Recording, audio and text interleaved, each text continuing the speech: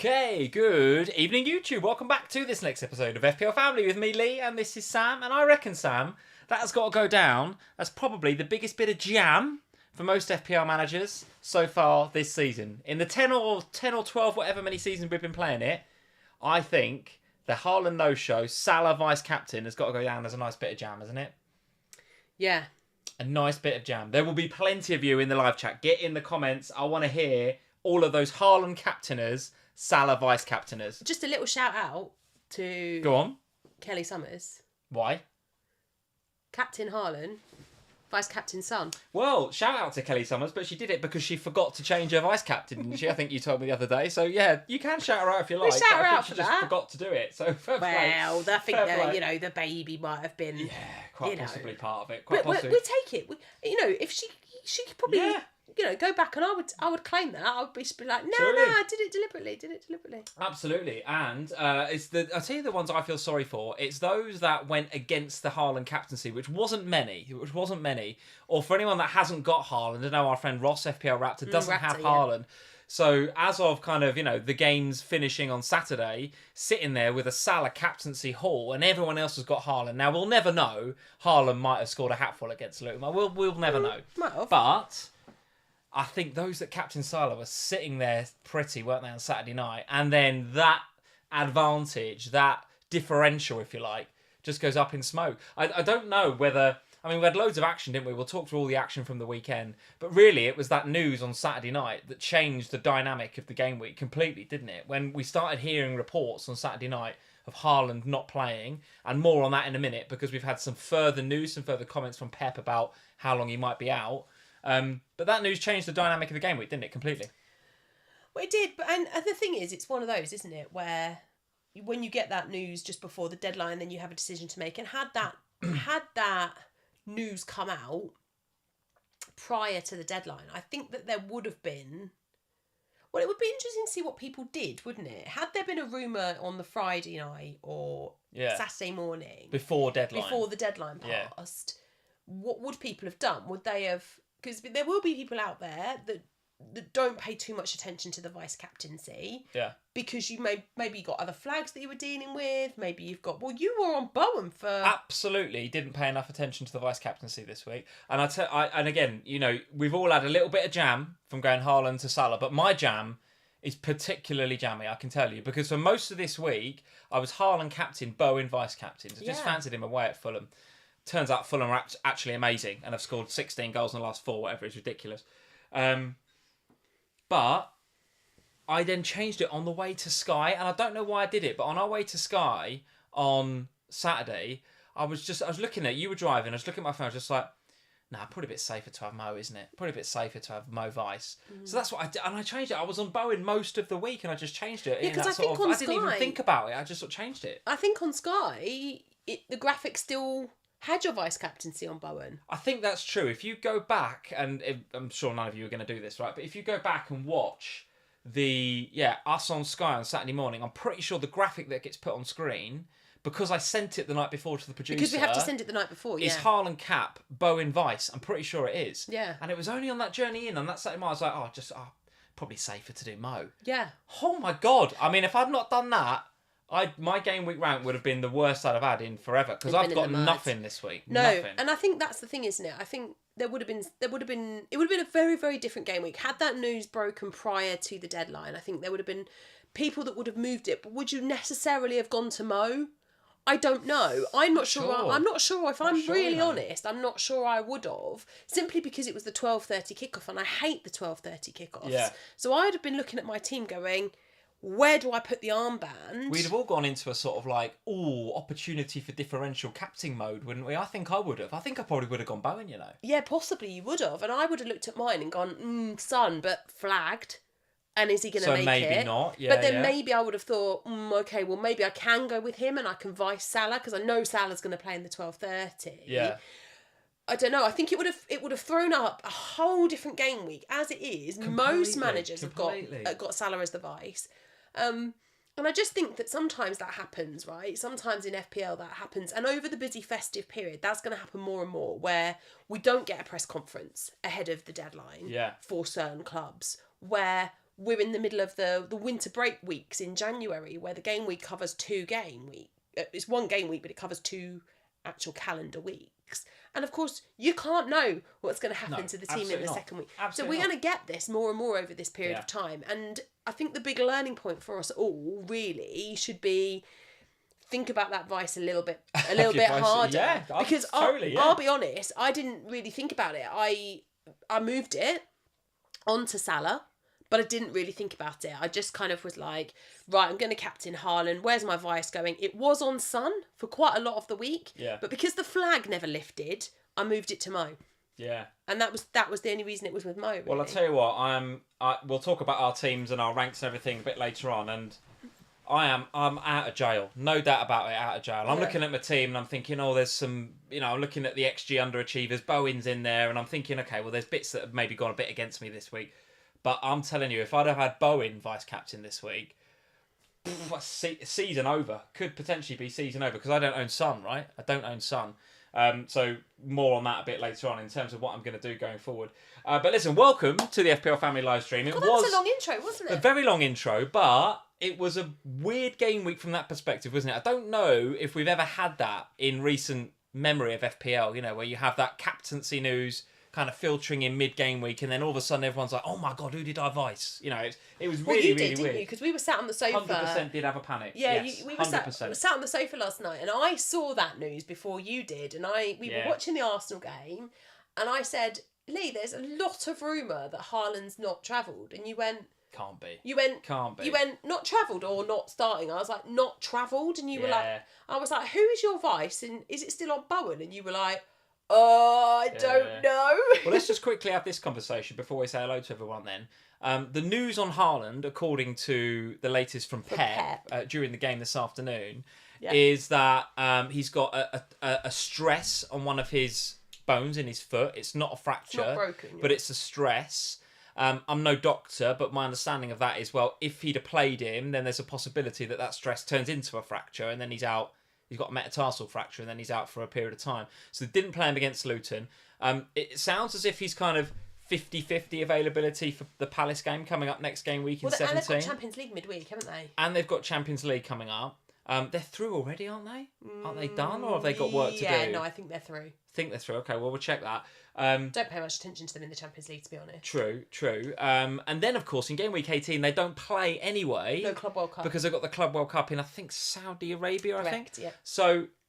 what's your initial thing? Let's just get this conversation out of the way, and maybe it'll develop as we go through the live stream. But what is your initial thought on that? Are you going to hold Haaland through to 19 now, or are you thinking about getting red for a couple of weeks? No, I mean, I always thought, even prior to this, I said on a few pods, and I think here, that I always felt that there was potential for selling Haaland, because he's not risen in price. Yeah. He's 14 million. He's always been 14 million. Yeah.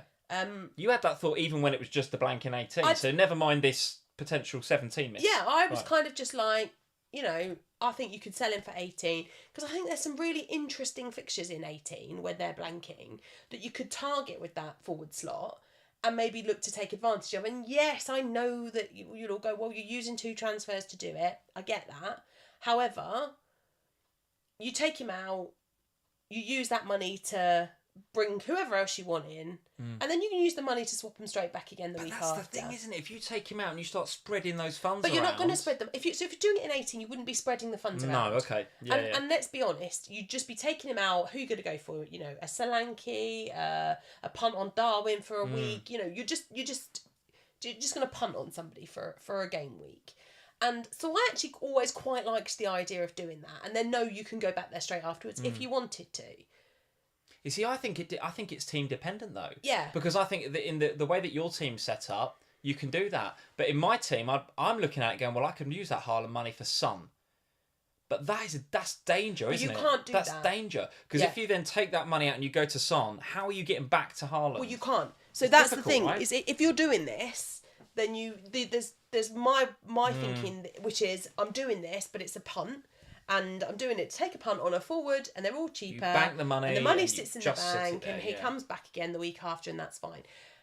Or you think what you're doing, that's actually the player I want to punt on for game week 18 that I don't have that I think is valuable in 18 is Son, and I need to use some of the money.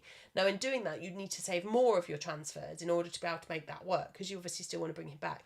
I think the difference now is that if he's not going to make 17 either, then that's 2 weeks. Now, suddenly, your ability to move money around is a little bit easier, because you can use the extra transfers to do that. For me, I'm intrigued by it, because it's a Friday deadline this week. Spurs Forest is on Friday night.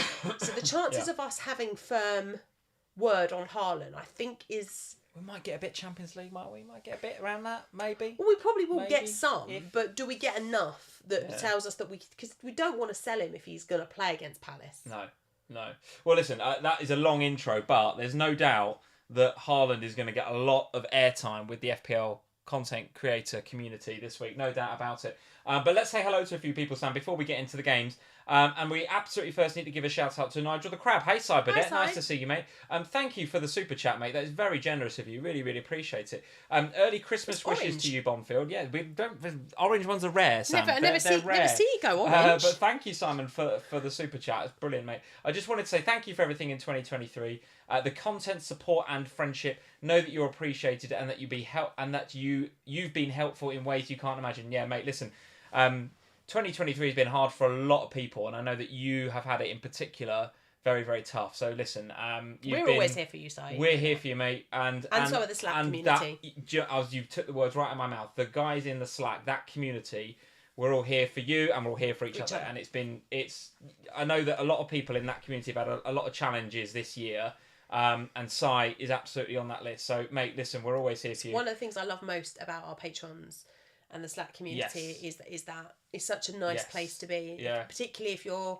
FPL is like obviously we talk a lot of FPL in there, obviously, but it's done in such a light-hearted kind of like, fun, it's a game kind of way. If someone has a shocker, the best place, honestly, the worst place to go is Twitter. The best place to go is in our Slack, because it's just like, I've had a stinker and everyone's like, me too. Do you know what I mean? That's why there's a rehab group over there. There is a rehab bit in the Slack. Yeah, absolutely. But it's nice because I think, we are all there for each other. And if you've had a bad day or a bad week whatever. You can go over there and go, this is happening in my life. And somebody out there will go, yeah, I've been there. Or we'll all just go, what do you need? And I think that's really important. Or just let me listen. Yeah, absolutely. So, Si, thank you for the super chat, much appreciated. And we've had another super chat from Siddharth, who just goes, Haaland out. Yeah, listen, Siddharth, we've talked about it. It was the intro to the show. There is going to be loads to talk. Really? I mean, all of the content creators.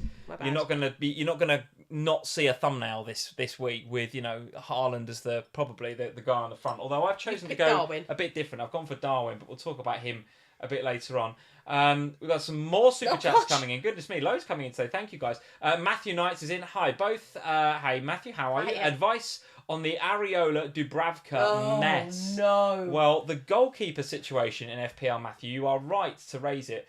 It is getting messier and messier. If it's okay with you, Matthew, we might just park that until we get to the Chelsea conversation as well, because now Robert Sanchez looks as if he might have picked up an injury as well. And given that you brought him in for a hit this week, Sam from FPL Family, I want to get your view on what's happening with Areola, Dubravka, with Turner, who come back onto the scene this week. Honestly, I've never been so raging about something in my life as when I saw the Nottingham Forest team sheet. It was like, are you taking the mick? Took a hit to do Turner to Sanchez, and Turner gets a start. It's unreal, isn't it? Absolutely unreal. FPL Gamer, thank you very much for the super chat. You got the little balloon and the little one next to it as well. So FPL Gamer, that either means that you've been a member that means it's your first super chat on the live stream. FPL Gamer, thank you very much for the first ever super chat. Son saved my week. I think, mate, you are going to be in the same bucket as a lot of people. Will you sell Haaland and Trippier? Also, is Porro worth replacing for a -4, replacing Gabriel or Saliba? Love you guys. Listen, FPL Gamer, thank you very much. We will discuss all of those topics as we go along. Pedro Porro, I've owned him for about 5 weeks.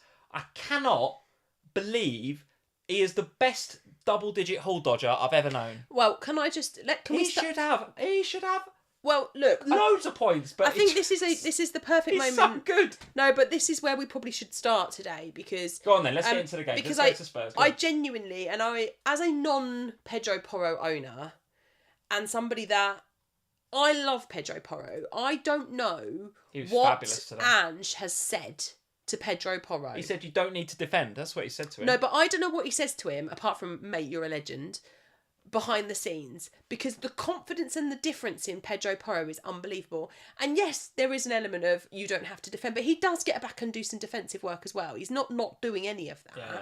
His relationship with Romero, let's not talk about Romero too much, but his relationship with Romero has developed so much and it's so good on that side.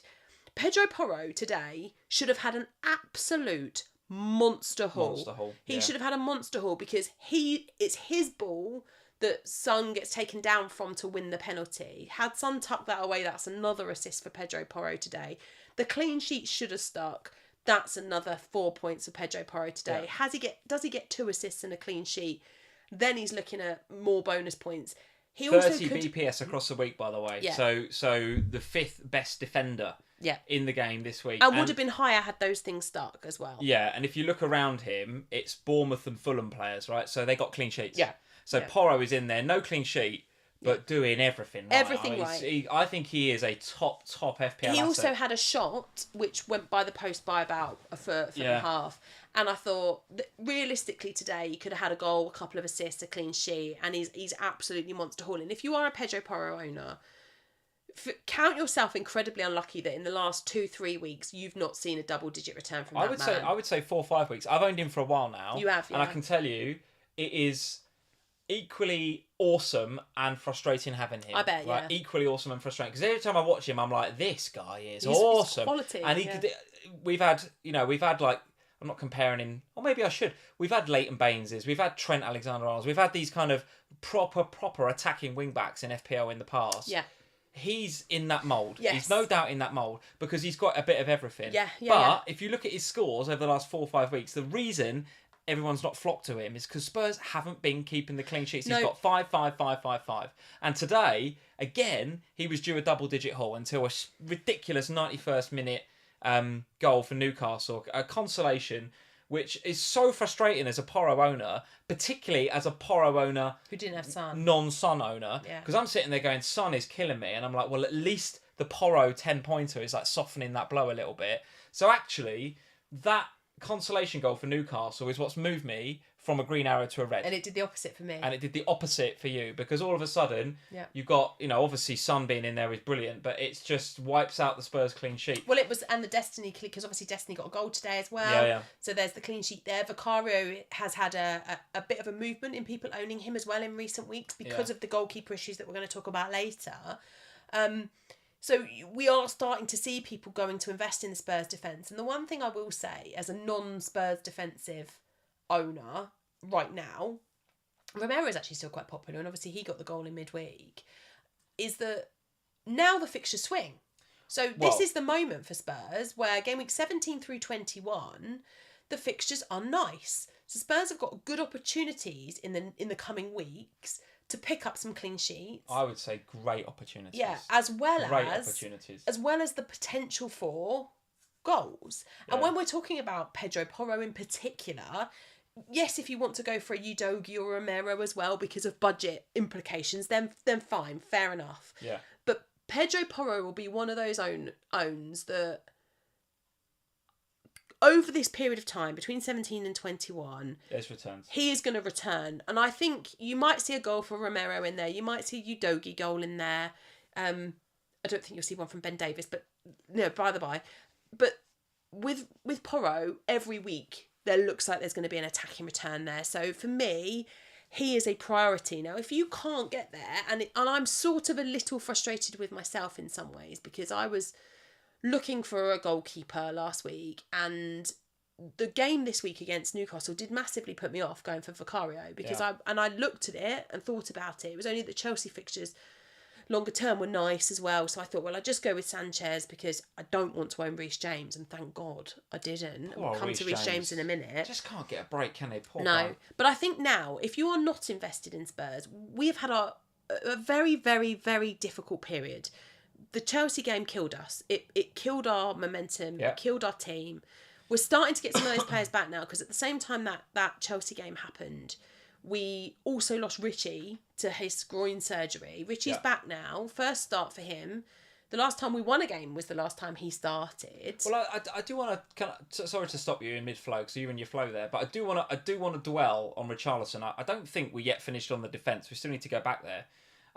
Because the question that FPL Gamer was asking was about selling an Arsenal asset. If he's doubled up on Arsenal, would you sell Porro? I personally would. I would do that. Yeah. And if you look at these fixtures, Forest, Everton, Brighton, Bournemouth, Brentford, and the only reason Spurs are kind of a third of the way down on the Fantasy Football Scout fixture difficulty rating thing here is because in game week 21, they go to Old Trafford, which currently is a kind of salmon colour, trending towards red.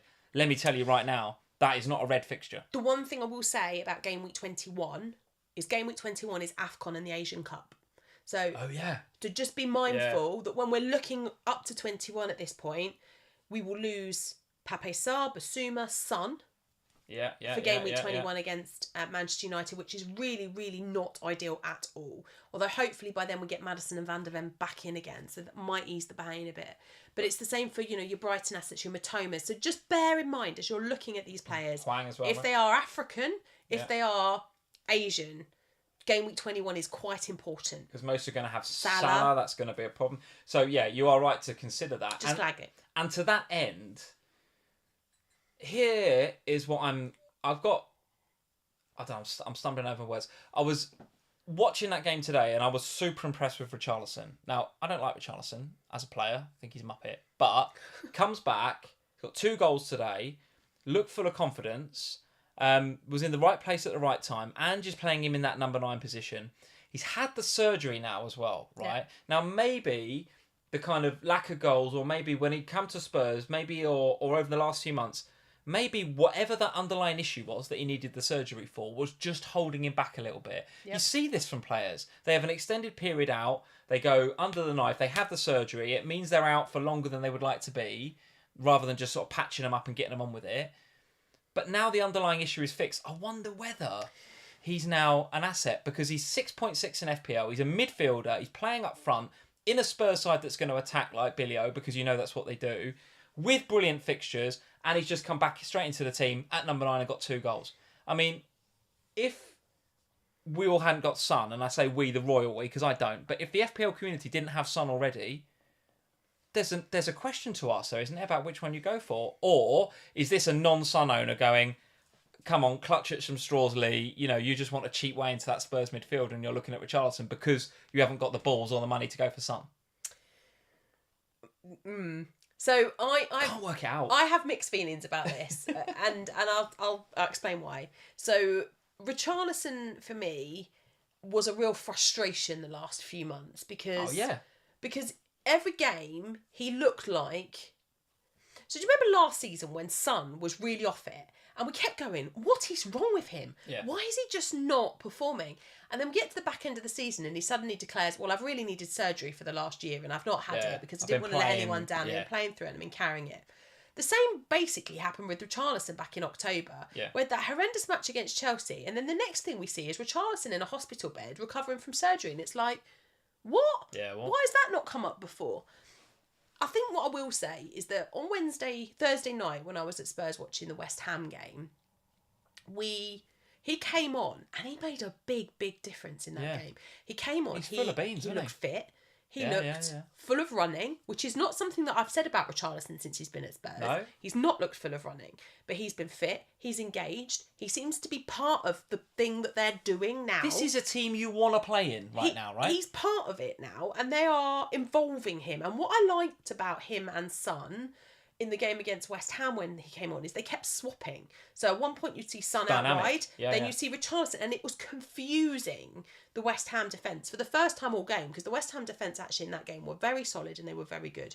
They were not against Fulham today. Wish they played like that against us. Today, the same thing happened. Richarlison looked full of running, he looked fit, he looked happy, he looked engaged. He was swipping around with Sonny, he was dropping back, he was involving himself in the play. And he looked better. He looked fit. He looked healthy.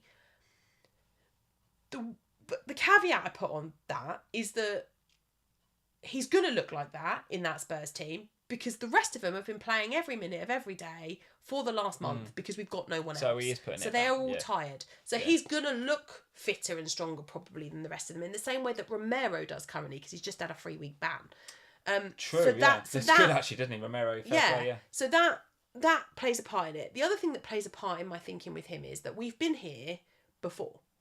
Yeah. Where at the beginning of the season there were a lot of FPL managers that looked at the Spurs team as we were set up and were like, it's a lot of money for Son, although he had taken a massive price drop, but it's like 9.5, or I can go for a Maddison or a Richarlison and they're significantly cheaper. Yeah. And what I do think you'll find over the coming weeks is that if you go for a Richarlison instead of Son, you might spend the whole time thinking, why do I not have Son? Particularly now we've got an answer to the penalty question today.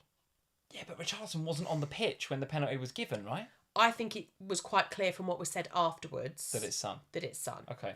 Yeah. I can't work out whether...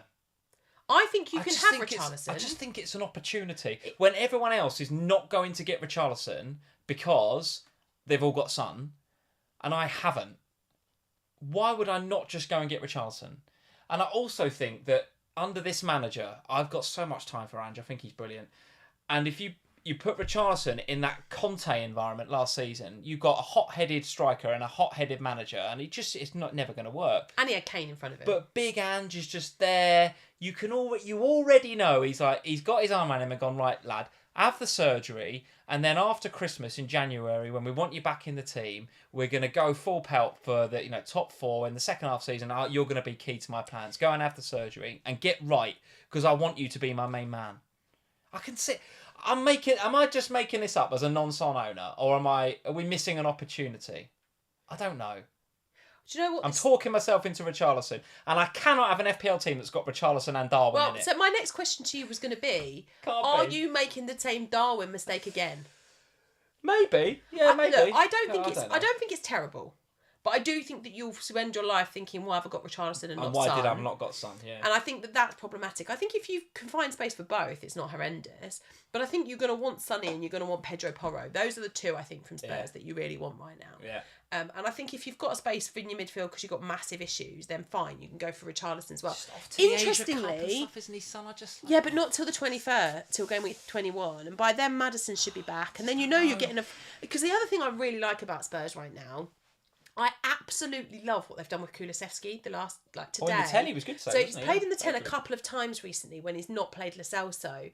And it is really working because Brennan Johnson's working brilliantly out on the other side with Pedro Porro.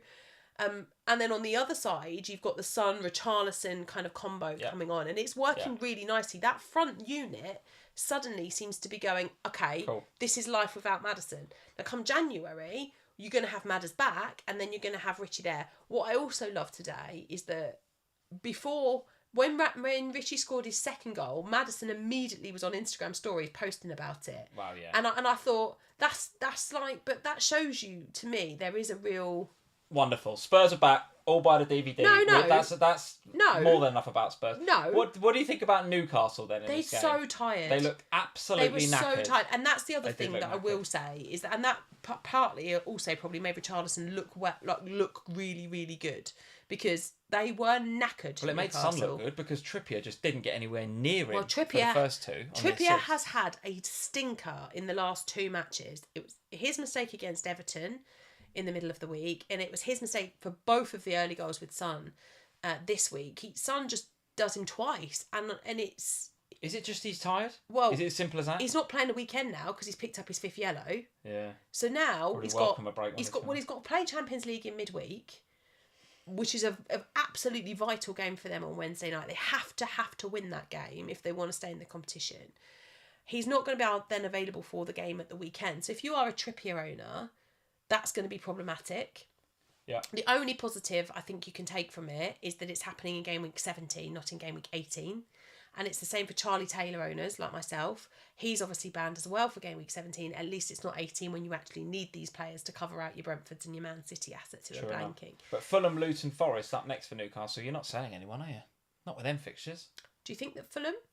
are going to not score against Newcastle with how tired they are. Well, Fulham, they scored. they're playing. What did I say to you before we came on? In the first 12 games, they got 10 goals. In the last 4, they've got 16. Well, let's transition to that because we've spent most of this live stream already talking about Spurs and this one game. Let's quickly go to Fulham and West Ham then. So my Jarrod Bowen transfer hasn't worked out at all there. Have you broken Bowen? Probably broken him. What do you... I mean, it's all right to sit here and say, they're scoring loads of goals now, but why? What's happened? Well, I look back just before we came on because you said that to me, didn't you? And I was looking at what was the difference in the lineups, and the major difference is where Iwobi is playing. So Iwobi's now not playing in a kind of more defensively minded midfielder role, and is playing as part of the 4-man attack, which is making a big difference. And we laughed, didn't we? On Friday night, we went out and we had dinner and we were looking at the script. Well, it's not a script, but the questions for Sky on Saturday morning. And one of the early questions was about Iwobi and Pereira, wasn't it? And we both were like, too early. It's too early to go there. Please. And now, having watched West Ham twice this week, obviously in midweek as well, Fulham I'm now looking at going, all right, well, that's 2 games in a row that you've scored 5. It's not like you've played nobody in that time because West Ham have they've been decent this season. You've also played Liverpool in that time. You scored 3 against them as well.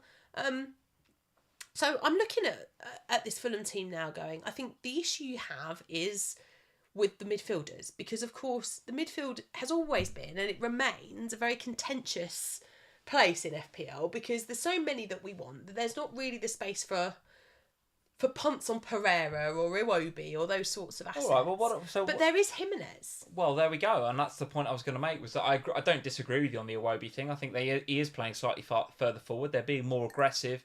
He's got high energy and he's a high energy presser, so that's for sure a change that they've made. But there's no doubt that over the last few weeks, Raul Jimenez has found his form. Lovely to see him score a header today. Well, I, for one, am absolutely here for it. I love to see him come back into form and maybe be an FPL asset for us again. Let's have a look at the Fulham fixtures going forward.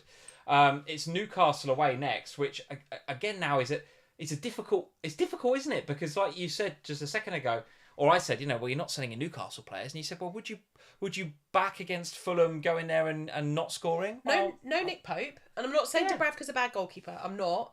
But no Nick Pope, that's disruptive. No Kieran Trippier at the weekend. That's going to be disruptive as well.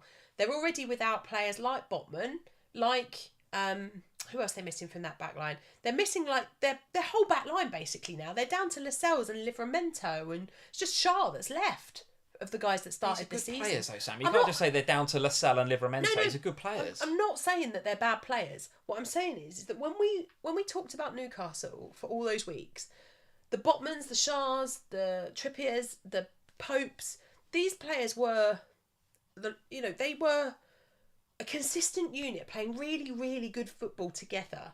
You lose one of them, okay, you can cover that because, like you say, you've got players like Lascelles who's come in and done an absolutely fantastic job for Newcastle. Fantastic. But they've not just lost one now, they've lost pretty much everybody. Not just in the defence, but across the team. I know Callum Wilson came back for a bit of time today and that will help. But they've lost so many key players through injury. And so you'd go for Fulham then, would you? Up at St James's. You fancy a bit of Raul Jimenez and Iwobi and players because like they've that? played so much football in the last few weeks. And in midweek, they've got the biggest game of the season so far, arguably, for them to stay in the Champions League. And if they don't win that, going into the game at the weekend against a Fulham side that are banging form, that go up there with huge amounts of confidence, and we'll be looking at the results that Newcastle have had in the last couple of weeks, losing to Everton in midweek, losing to Spurs today, and not just losing, scoring goals, losing by 4 today, or 3 today, and 3 in midweek. I think Fulham will go into that game full of confidence. And so I'm not hugely keen on my Livramento pick in that one because I don't think there's a clean sheet there for Newcastle. Okay. And I'd love the Jimenez punt. All right, okay. And then from a West Ham perspective then, what are we putting this down to? Is it a little bit of fatigue again creeping in from the season that they've had? Because they've obviously had a similar one to Newcastle in terms of European football on midweek and then they go play again at the weekend. Not the biggest squad ever. Notice that Jarrod Bowen was 3rd for XG underachievers this weekend with 0.72, a delta of 0.72. So he's racking up the XG without getting the goals. We've not seen, I certainly haven't seen any highlights or any footage of this game yet because it wasn't on TV here in the UK. But I'm interested in how West Ham perform because you know, again, bringing Bowen in, it's sort of already starting to feel like a bit of a mistake. And then Areola, again, if you've got him still conceding 5 goals, you probably want to move him on, right? Well, it weren't him, was it? Because he's out sorry, injured. yeah, of course. Yeah, so yeah. I think that's part of the other thing as well, isn't it? Of course, you know, we just spoke about injuries with Newcastle. West Ham, you can't underestimate how much of a difference it makes when the goalkeeper is different. It's just a different person behind you, and it's that trust factor and knowing where they're going to be. And Fabianski's not played hardly any game time this year. Came in on Thursday against Spurs, and I know they won the game, but honestly, he didn't look great at all by any stretch.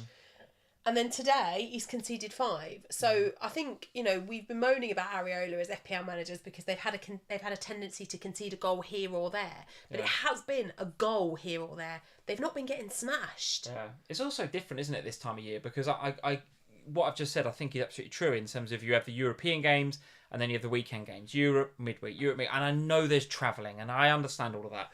But those Europa League games, those Europa Conference League games, they're not as intense as Premier League games. No. So you kind of sort of like you're knackered for most of the season. Then all of a sudden, West Ham, 3 Premier League games in a week. That takes it out of players that are in that sort of like 70 to 80% knackered already. Yeah. You then play Spurs in midweek. Then it's Fulham away. It's intense. The Premier League is intense, no doubt about it. It is, and of course Bowen had his knee fluid problems, so you know they've had their fair share of injuries as well. Yeah. I've only seen the goals in this game, so that means I haven't seen a lot of West Ham. But I kept Areola because I thought he was a better hold than Matt Turner because you know Turner hadn't been playing. Maybe I was wrong. Yeah. We'll just have to see. We'll have to see what the future looks like for Areola in terms of how long is this problem. I think it's ligaments in his wrist or something that's like the problem. that, yeah. Something so like that. let's see. I mean, wrist problems, that's quite a big problem for a goalkeeper. For a goalkeeper, you need your wrists, no doubt about it. Super chat from Joseph Maloney. Thank you, Joseph, for the super chat. Evening, Bonfields. Hello, mate. Jay. 64. Well nice done. score, mate. 64 this game week. Inside the top 200k rank for the first time this season, done. thanks to Son's return. And delighted for Mo Salah. Yeah, Mo, with his 200th Liverpool goal, now got 150 Premier League goals, which puts him in the, I think, 10th in the all-time Premier League goal-scoring charts, which is more than well-deserved. The Egyptian King absolutely wrecking the place as usual. So let's go to Palace 1, Liverpool 2. I don't want to talk about the referee much, except that it was absolutely, he and VAR were... we've seen some terrible performances. This was up there, wasn't it? It was up there. It was tragic. It was awful. But tell me about the game. What do you make of the game? And also the FPL stuff. So I find Liverpool quite difficult at the moment. Top of the league. What's the find difficult? No, not because of that. But in terms of FPL, because all parts of me want to invest heavily in Liverpool. Yeah. But I don't know how to, because there's Darwin, who I just don't think. Well, you can talk about him in a minute. I don't want to talk about him. I just don't. I don't think you can trust him. And then on the other side, and then I've got Simicast as my second Liverpool asset. Yeah. He continues to frustrate me because in games where I think he should keep a clean sheet, don't start, or he doesn't keep the clean sheet, and he's not really returning on the attacking threat that I think he should be returning on, that we're seeing. And I wonder whether I'm just coming to the end of my Simicast enjoyment. I don't think I'm going to do anything. Your Simicast enjoyment. I don't think... Brilliant. I love that. I don't think I'm going to do anything about it this week, because you've got Man United next week, who, oh my God. More on them later. But so I think if you've got Darwin, you've got Trent, you've got Simicast, you've got whoever, you just have them for this week against Manchester United, because... I don't want him anymore. But you have to. Oh my God. Don't you? You can't seriously be thinking about selling him. Did you see how bad Man United were against Bournemouth? See how bad Darwin was against Palace. I mean, listen, the game itself, what a weird game. It's not a penalty for me, but then I'm probably biased. It's also not a red card either for IU. I mean, the first one, he gets in the way of the free kick. The is the weirdest thing I've ever seen in my life. Maybe you can get booked for getting in the way of a free kick. Okay, fine. It's one of them where you roll your eyes and you go, all right, well, according to the letter of the law, it's a yellow card. But having just booked him, don't then second yellow and send him off and put Palace at a massive disadvantage for like a small little tug back. Notice that there wasn't any Liverpool players going second yellow or anything like that. No. It was just a little tug back. You can't send him off for that. You just can't. It's just a nonsense. The penalty, again, I'm probably biased, but I don't think it's a penalty. There was almost the exact scenario, if not worse, more of a penalty on Gabriel Jesus in the Arsenal game that wasn't given. Yeah. So again, the consistency's not there, right? That's the other thing. The other one is, oh God, I'm going to rant about referees, and I said I wouldn't. The other one is the penalty for Palace in the first half that was supposed to be a penalty. The ref, it wasn't a penalty. Well, I'm explaining why it wasn't a penalty. So it's a foul on Endo, and like live in play, and we're watching it around your mum and dad's house. Me, your dad, and you, all three of us went, well, that's a foul. That's a foul on Endo. 4 minutes that takes. 4 minutes. And how many views of VAR? Don't make me laugh because I've coughed. How many times do you have to see that? In live real play, when he said play on like that, I was like, what are you doing? It's a foul. It's obviously a foul. And then it takes 4 minutes. And the problem with it is, come on, I'm going off on one ear. The problem with it is that what happens directly after that? What happens in the 30 seconds after the 4 minute break? Edouard gets a knee injury. Yeah. That is the problem with VAR. The big problem. One of the big problems. There's loads of big problems, but that is a big problem. You're putting players in danger. Like Edouard, whose muscle 30 minutes into the game, they're all warm. They're all going. Their muscles are loose. They're getting into it. 4 minute delay, cold. It's December. I'm telling you, for anyone not in the UK, it's bloody cold at the moment. And at Crystal Palace, it would have been really cold. The muscles get colder. Edouard does a knee. This is why we're seeing more injuries. Because of VAR, get it in the bin. Absolute crap. Anyway. So Darwin. What can we say about Darwin? 3 weeks ago, I bought Darwin in because I saw Fulham, Sheffield United and Palace. And I thought, there's a reason to get who I think's the first choice, number 9 at Liverpool for those 3 games. Yeah. It hasn't worked, has it? It hasn't worked. What's he got an assist? Blank against Fulham, comes on in the most Darwin performance ever, an assist and a yellow card against Sheffield United, which could have been a red. And then a blank against Palace. And by the way, he was utter crap in this game. Yeah. Utter crap. But the guy was born offside at the weekend. Every time I saw him, he's like a yard or 2 offside. And you're just like, what are you doing, mate? But get onside. But and here is the big problem is that I want to sell him because I want the money for Son. But you can't sell him ahead of Man United.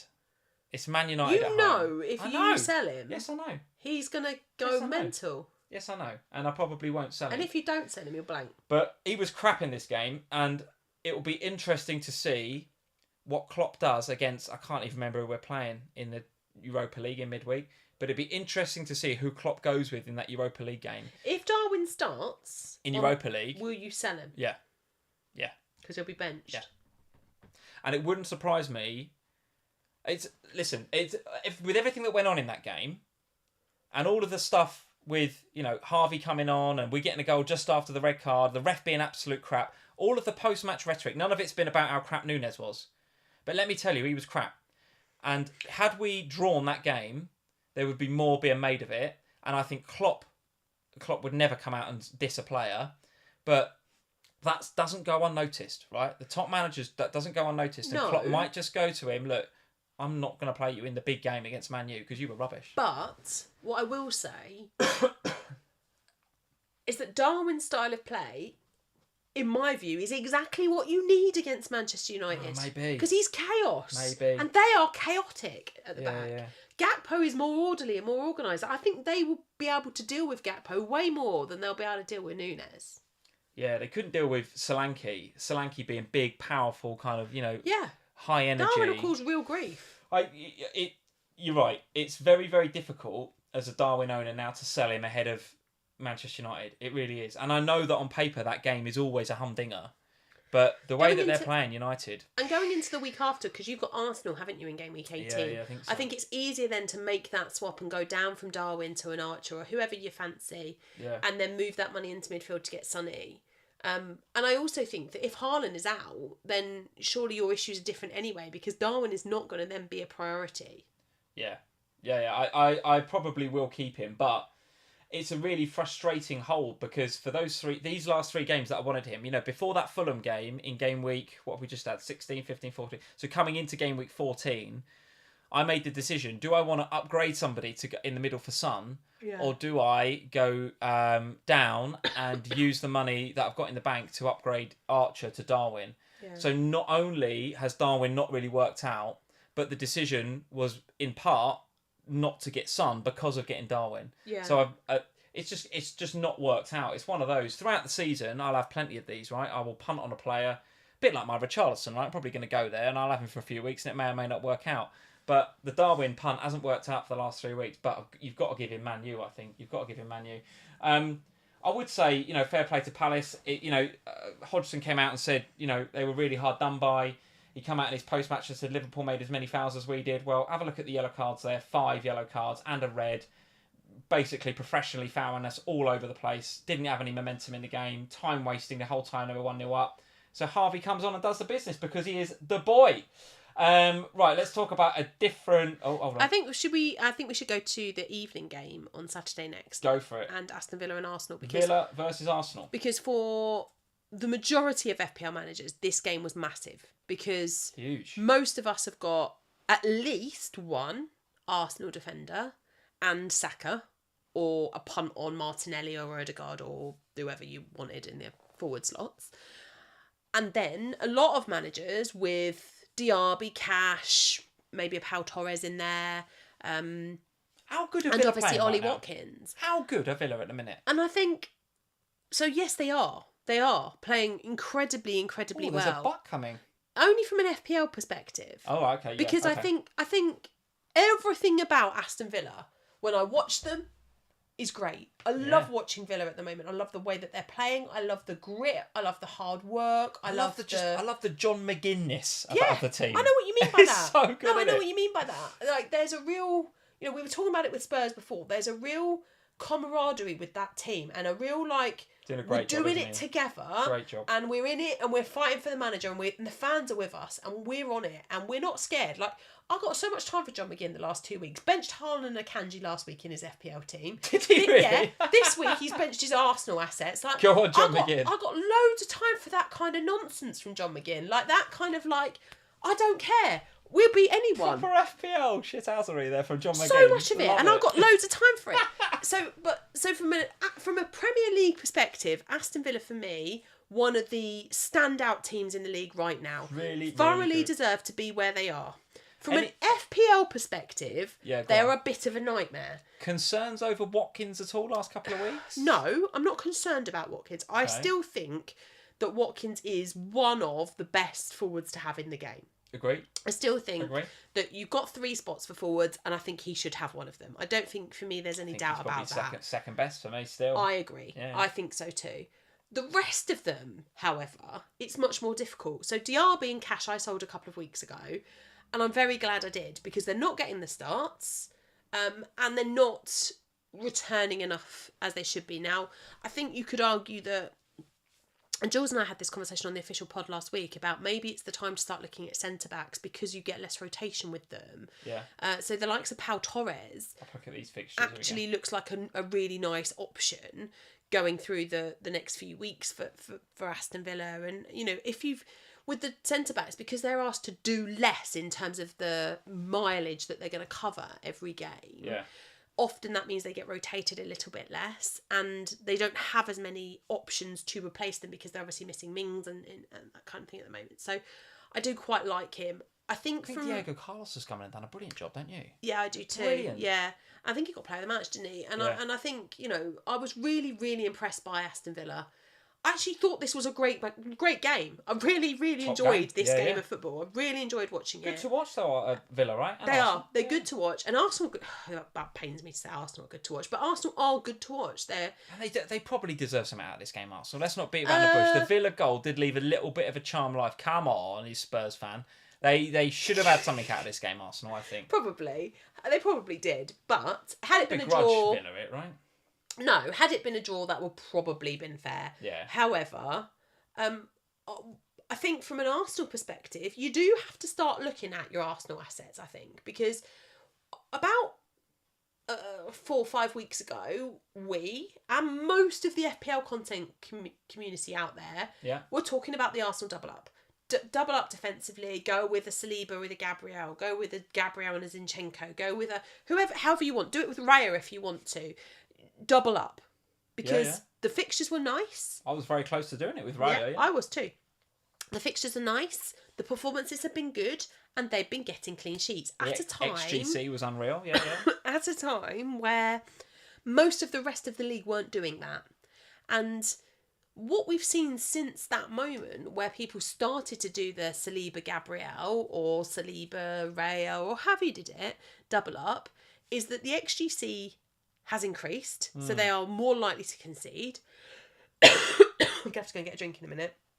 And they are not keeping the clean sheets. And if you're doubled up, it's one thing if you've got one, like I've got Saliba, you've got Gabriel.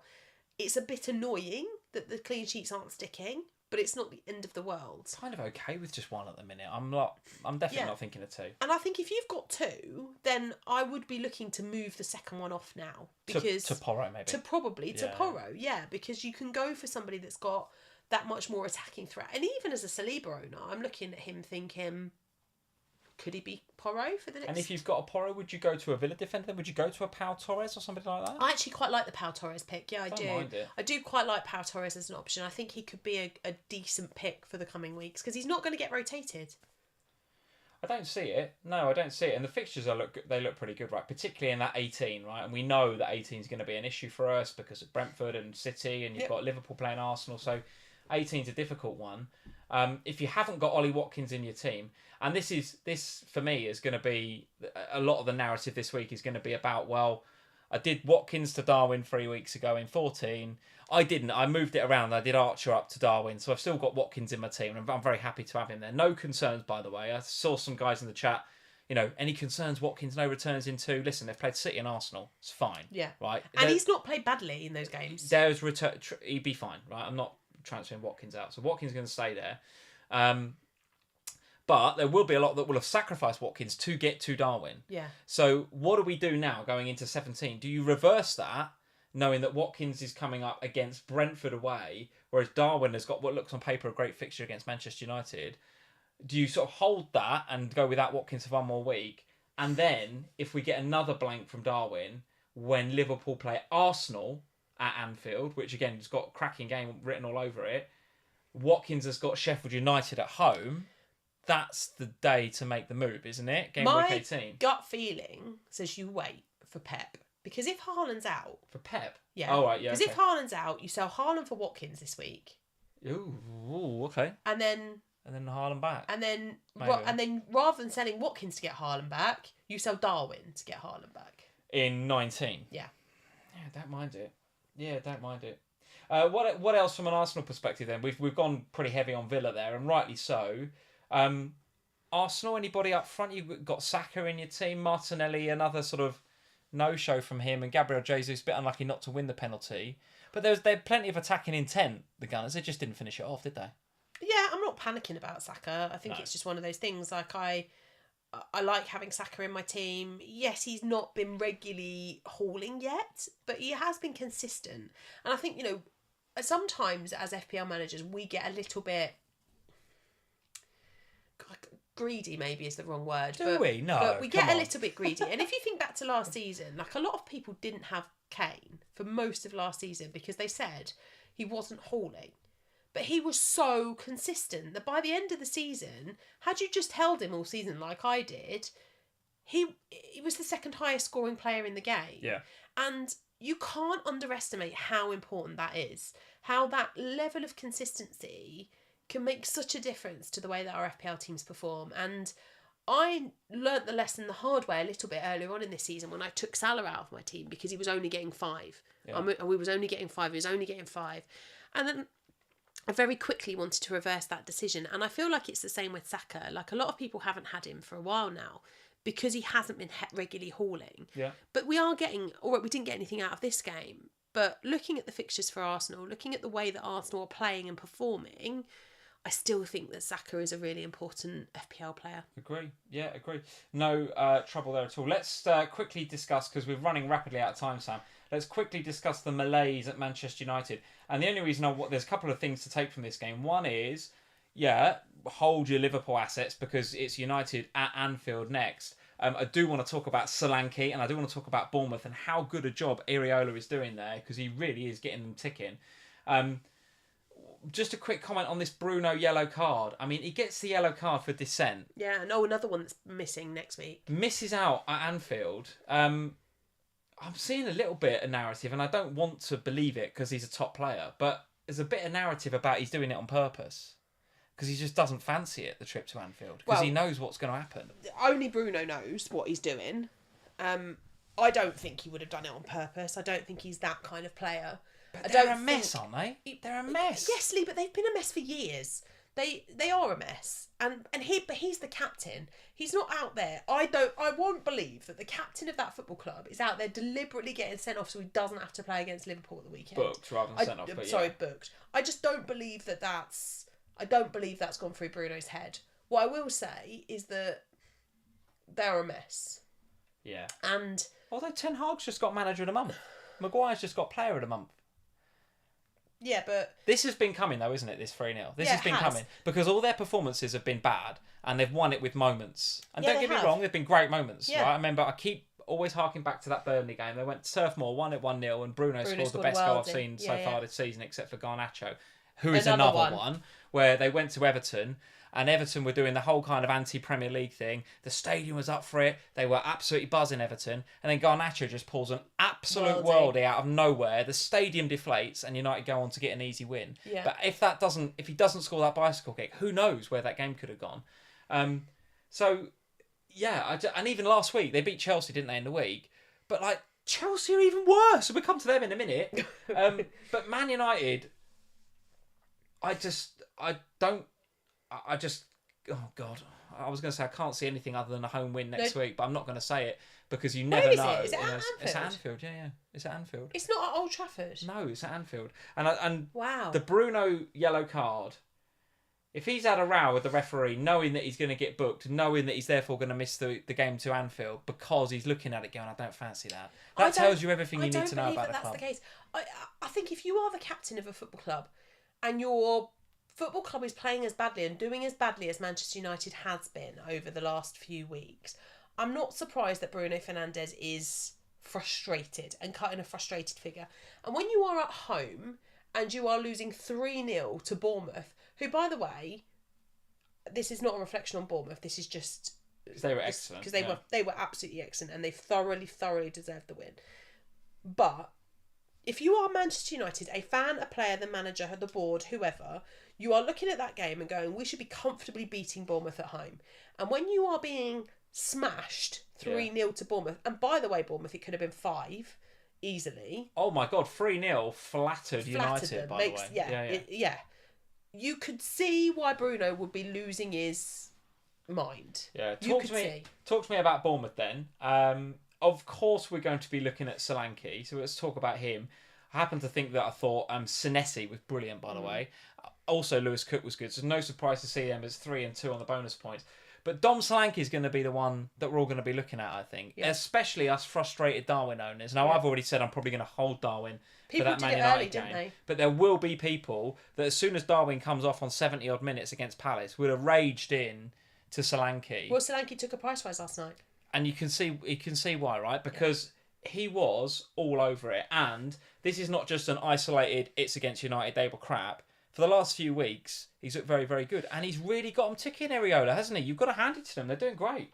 Well, I think his style of play was always going to take a bit of time. Because it's not really something that Bournemouth were used to playing prior. No. So he's going to come in and he's demanding, actually, a bit like Ange, right? He's demanding a very different style of play from the players that he's inheriting. And sometimes that works quickly, depending upon the personnel that you have at the club. And for Spurs, it did, because they had the personnel that could do it. Bournemouth, these players have had to learn this. And my God, have they learned it well in recent weeks. He has got them understanding the mentality and what he requires them to do. And what I loved about the Bournemouth performance in particular was that they went to Old Trafford with no fear about going to Old Trafford. They didn't turn up there oh God, we've got to go to Old Trafford. They went there like, yeah, we'll play our football. Yeah. We'll come here. Sense an opportunity. We'll attack you and we'll see what you do because you're defensively not that good.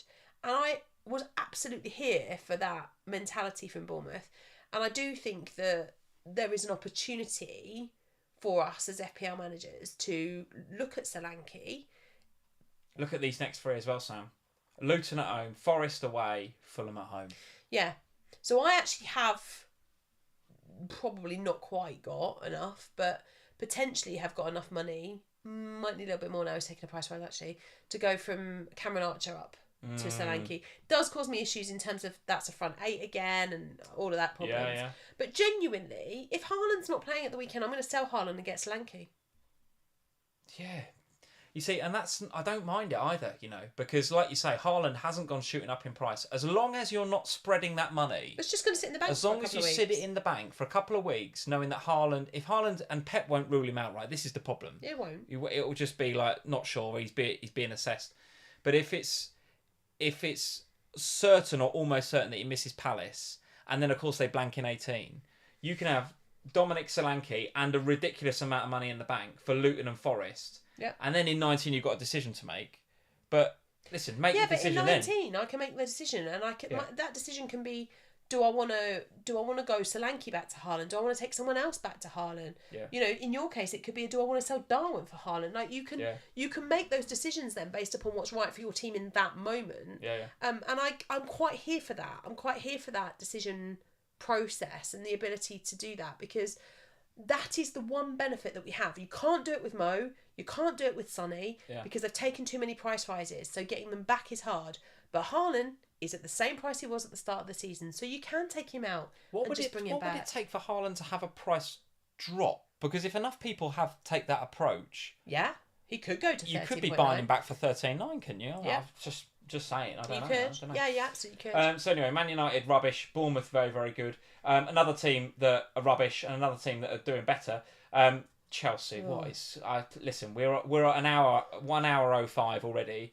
We do need to discuss them because you and I have both got Parma. But we didn't watch this game because it wasn't on the TV in the UK. It wasn't on the TV, but they are top of the fixture ticket. Sheffield United next, Wolves, Palace, Luton, Fulham. So in any other world, we are diving into Chelsea assets like you wouldn't believe with those fixtures. Well, say this, Lee. I did that this week. I bought in 2 Chelsea players this week.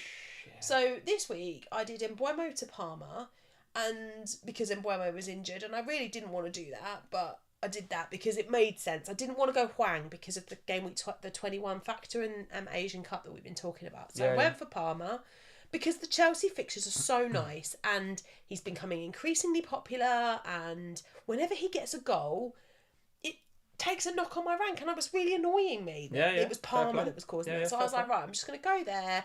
It's a nice fixture against Everton, followed by a really nice blue run of fixtures for Chelsea over the coming weeks. It's one less problem to deal with in game week 18 because I won't have Mbeumo anymore. And we should say, sorry to cut across, we should say, because FPL Rob is in the chat quite rightly saying, well, Palmer wasn't that bad. And actually, from what I've seen, he actually played all right. Yeah. But he's got such crap around him that he's got a big problem. Well, yeah, but I mean, they've got nice fixtures on paper, but the problem is that the fixtures they've got on paper are also against teams that suddenly we're looking at going, well, they're looking quite good at the moment. Like these aren't teams that are doing really, really badly. They're teams that have got some fight. And then I also made the decision quite late. Well, I did it on Saturday morning. Basically, I was like, I've got goalkeeper issues. I didn't know about Matt Turner. I wasn't convinced he was going to start. I got that one wrong. And Areola, I was like, you got ligament damage in your wrists. I don't like the sound of that. So I do one or two things here. I roll with it without a goalkeeper and I hope for the best, or I'm looking at the Chelsea fixtures. So why I did it in the end, why I went for Robert Sanchez 4 or -4, was because I looked at the Chelsea fixtures and thought, at some point in the next week, probably going into game week 17, I'm going to look at the Chelsea game, the fixtures, see them sitting at the top of the ticker and think, Reece James, Desazi, Badiashile. Yeah. I'm going to go for one of them. Yeah. And I don't hate my defence, apart from maybe Simicast, whom I love's ending with a little bit. So I was and I want to prioritise Pedro Porro. Okay. So how do I cover Chelsea defence? I know, I need a goalkeeper. Okay. So just go for Sanchez. And it made sense. So what are you going to do now Back into this game, I've now got issues because suddenly Reece James has gone off with another injury. I think it's a hamstring again for him. So that's really difficult. They also lost Cucurella in this game, and then they lost Sanchez. So they've got massive woes. Now, we're going to have to see exactly how bad that Sanchez injury, because I don't know if it's... Do you still feel like you want to cover the Chelsea defence No. Because Colwell didn't get the start today? Well, no, but Colwell's going to get the start again now because Probably. Reece James and everyone else are injured. So suddenly Colwell is an option again now. I think the problem I've got is that I just don't really want to take... I don't want to use another transfer on a goalkeeper again. Well, you're going to have to, I think, if he's out for a bit. Or I just roll without a goalkeeper for this week, which feels like it might happen, because if Haaland is out, I'd rather use my transfer on him than I would on another goalkeeper situation. I have to find out what's going on with Areola as well, because if there's any chance that Areola is available for the weekend, then maybe I'm okay. Yeah. All right. Other Chelsea assets, though, we're not talking about anybody other than Palmer. And I've just seen in the chat... Sterling was benched today. And I've just seen that Scott Schrager, thank you, Scott, for the comment. Palmer is on 4 yellows now after that yellow. So that really nice run that we just showed you on the screen a second ago, probably going to end up missing one of those at some stage. And by the way, if he gets booked in 17 and misses 18, we've all got problems. We're in trouble. Yeah, we're in trouble. No doubt about it. That would be a problem. Everton, though, improving. Listen, I don't think they had to play amazing to get something out of this game, because Chelsea were that bad. I noticed that Dominic Calvert-Lewin was top for XG underachievers with a delta of 0.79, so it actually could have been a bit worse for Chelsea rather than just the 2-0. Notice, I don't want to keep mentioning him, but notice Mykolenko chipping in with a little 6-pointer and a bonus point. You get Mykolenko then. Notice that? Little 7-pointer for Mykolenko. Go on then, off you go. Just ticking over, isn't he? Just ticking over. Lee's obsessed with Mykolenko. Do like him. I like him a lot. So yes, Everton, Chelsea, more to do with Chelsea being crap than Everton being great, although Everton are improving. Anything else to discuss, Sam? No, but I really need to get some water because my voice is going to go. So while you do a Shall I talk Patreon... about my team? No, let's do Patreon. While you do a Patreon link, I'm just going to grab a glass of water. Go on then. Grab a glass of water. And while you're doing that, I will do the promo for the patrons. So, yes, if you'd like a little bit more of FPL Family in your life, as I say every single week, then go join us at patreon.com/FPL Family. All the links are in the description below. We've got Scott and we've got a whole bunch of others. I know that Si's here, Wilco's here. There's a whole bunch of other of our patron supporters in the live chat tonight. So guys, welcome. Great to have you along. Do 3 different tiers, as you guys will know by now. So we've got the Ohana tier where we get bonus podcasts and access to the Slack. Manager of the Month tier coming in at the $5. So that gets you access to the Manager of the Month competition. And then the $10 tier gets you access to all of that stuff, as well as the opportunity to speak to Sam and I about your team as well. So if you're considering a chip, you're considering wildcard, just if you've got 2 free transfers in the bank, whatever it is that you want to discuss, we are here to have that conversation with you. And a quick update on our December Manager of the Month competition, which is a marathon month, by the way. There is so much Premier League football going on in December, but it's currently Vicky at the top after a couple of game weeks. So after 15 and 16, I think it goes all the way up to game week 20, December's competition. But it's Vicky, Fred and Flavia that are leading the way. Now, of course, I will add up the points from game week 16, add it to these scores as well, and find out whether Vicky, Fred and Flavia are still in the top 3. But for now, well done to you 3. You are leading the way in our Manager of the Month competition. Absolutely brilliant. So patreon.com/FPL Family if you'd like a little bit more of FPL Family, of me and Sam in your lives. All right, Sam, let's talk teams. In actual fact, let's go with me first, just so you can have a bit more of a drink. A bad week, not a good week, but mainly because I haven't got Son. Yeah. Mainly because I haven't got Son. That is what it all comes down to. When we see your team in a minute, it's not a great week for you either, but you've got Son, and that's the difference. So, listen, a healthy slice of jam by not having Haaland as captain and having Salah coming in with the vice captaincy, so I'm happy with that. But no returns anywhere else except for Pedro Porro with the assist, so he gets another 5. If you look at his recent scores, it's unreal. It's 5, 5, 5, 5, 5. I don't know what it's going to take to get this guy a double-digit haul, but that consolation goal for Newcastle on Friday night was gutting, because I think he was probably on for some bonus points as well. So not only do you lose the 4, but that was probably a 6-point consolation goal that cost me, which would have meant that I was about on my safety score for the week, and it would have softened the blow of not having Son. So that was it Joe Linton that scored? That Joe Linton goal has given me, a pretty big red arrow in a game week where I probably could have been just about par. But nevertheless, still rubbish, right? Still rubbish. No returns from anybody other than Mo and Pedro Porro. So I've taken a proper L this week, no doubt about it. 48 -4. The hit was for Palmer and Bowen. Just fancied Bowen, didn't work out. Didn't fancy Palmer, obviously, because I benched him. But do fancy him for this run that's coming up. But he came on for you, right? So he came on for Haaland, obviously, with the 1 pointer. So delighted with that. Overall rank went down from about 85k to about 147k. So yeah, not great, not great. Just a week where nothing really came off, and the difference was Heung-min Son 17 pointer. Because if I look at your team, it's a sea of 3s and 2s and 1s as well. You had the jam with the captaincy, the same as me. But you've got Son in there with 17 points. And actually the difference between Son and Porro in the end was 12. And that's basically what you've beaten me by, 59 points. So an overall rank, I think a small green, 11% up, 12% up to 88k. So in all, an all right week. But Son saved it, right? Same as most people. 100%. I mean, this was and I said on my Instagram post that I did earlier, this was a horrible week for me. It was a really, really horrible week that was only saved by Joe Linton's goal, if I'm honest, because I was on a red arrow. Even with Son doing some things, my arrow was red when we were winning 4-0. I think I was at 120k. And the movement in that Porro and Udogie and Romero losing their clean sheet moved me up, 44k? Yeah. Which is massive. That's a massive number to jump up. Didn't Son's bonus points jump up as well, right? Yeah, because they lost their clean sheet and lost some bonus points. Son's bonus points jumped up. So it made it was a massive swing for me, which turned my arrow from red to green. I can't help but feel lucky, to be honest, that happened. And obviously it happened at a time when Spurs were 4-0 up. So I was like, well, look, it's fine because Spurs still going to win the game. Had we been 2-1 up at that point, I'd have probably lost my marbles. And I obviously took the -4, which didn't pay off because Sanchez returned the 3. I mean, at least he did pick up a save point before he got injured. So yeah, it was a horrible week, a really, really frustrating week, which is going to be now spent I'm going to spend the next 5 days trying to work out what I do about the mess that is my team. Now, obviously, Son's got flags on at the moment, but they'll disappear. Charlie Taylor can't play for me this weekend because he picked up his 5th yellow. Haaland, we don't know what's going on with him. I think I've got injuries to both my goalkeepers that are probably going to keep them out. Yeah. So I have got some real headaches that now I need to kind of work out.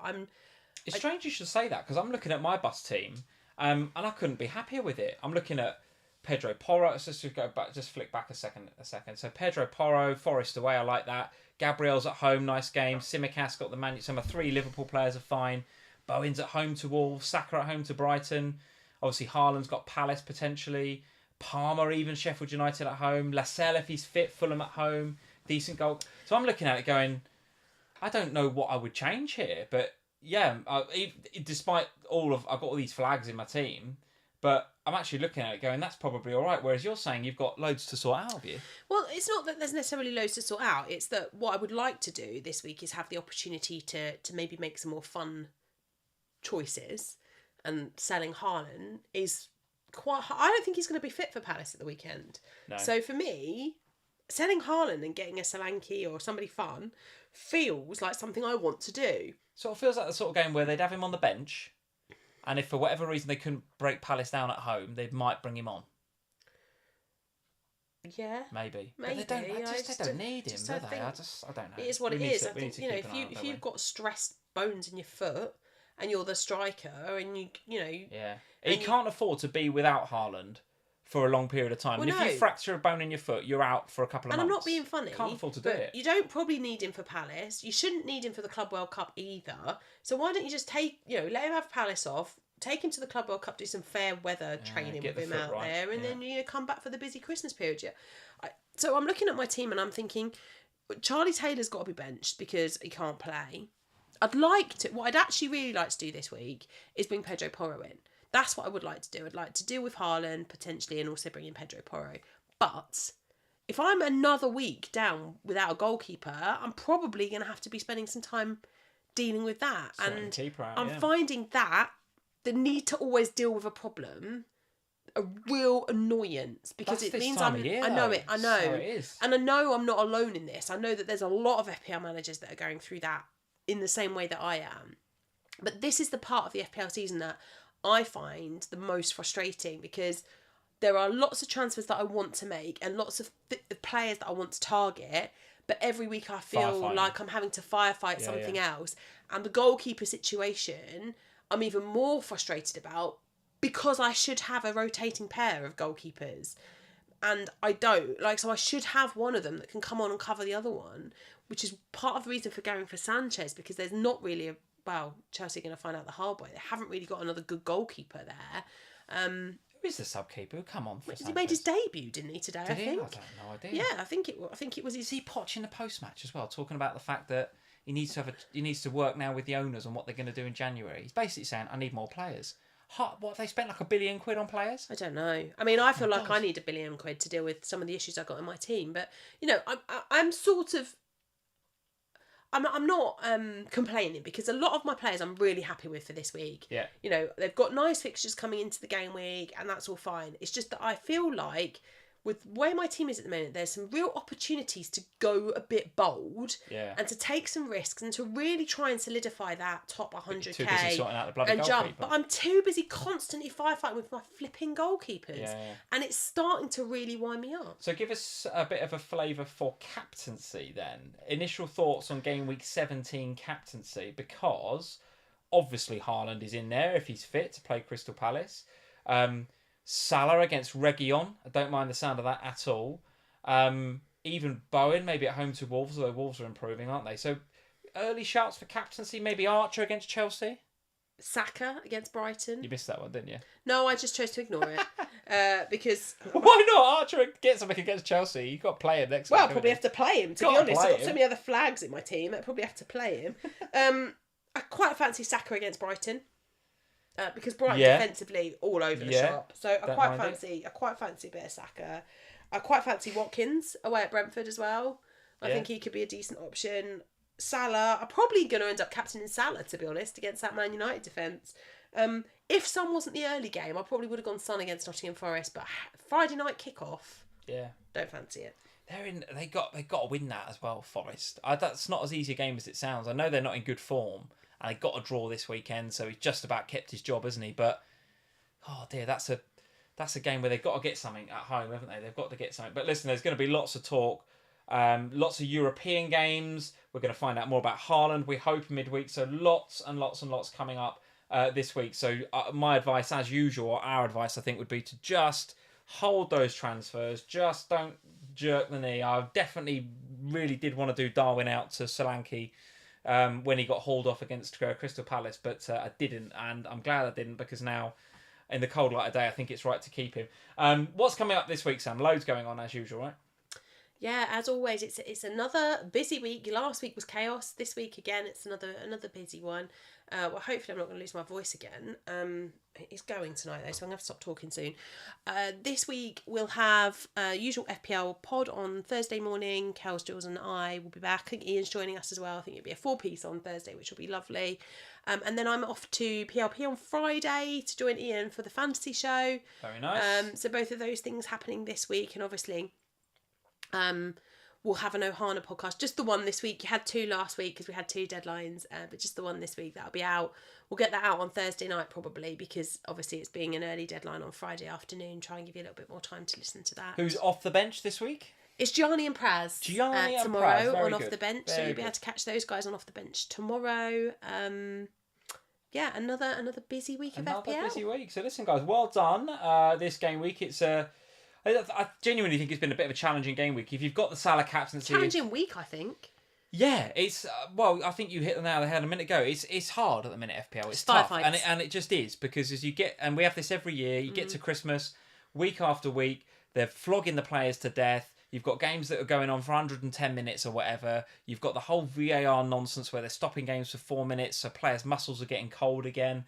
Loads and loads and loads of injuries and stuff. So we are constantly firefighting, taking hits potentially as well. So there's lots going on in FPL at the minute. But this, guys, is where the cream rises to the top. This is where the proper FPL managers, like all of you guys listening, you will steal a march on those that either just give up over December because they've had enough, Yeah. or just knee-jerk react, right? Because even we went into Sky, and I don't want to call him out on it, but the guy that was hosting, Matt, with us on Saturday. Oh, he sold What a Son. lovely guy, right?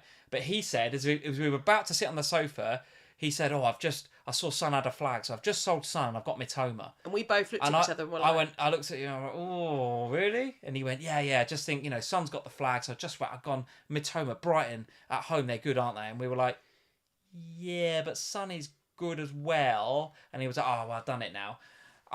Listen, and that, it's those sorts of players that if you're engaged with the game enough, you'll be like, throughout the December, right? So just stick with it, guys. It's tough at the minute. It's tough. You're constantly firefighting, taking hits for goalkeepers and stuff like that, right? I'm going to have to take another hit for a goalkeeper, Another hit for a goalkeeper. Unreal. If I take a -8, like one -4 and a -4 in a week, Unreal. and they're both for goalkeepers. Oh, unreal. What even is my life? It's going to be crazy. But listen, guys, thank you for joining us. As usual, leave us a like before you go if you've enjoyed the stream. If you're new to FPL Family, hit that subscribe button. Thank you for everybody that's joined tonight and for all the super chats. Loads of super chats, guys. We appreciate you. Thank you very much. We'll see you this time next week, 8:30 on Sunday, as usual, for the next FPL Family. See you soon, guys. Bye, guys.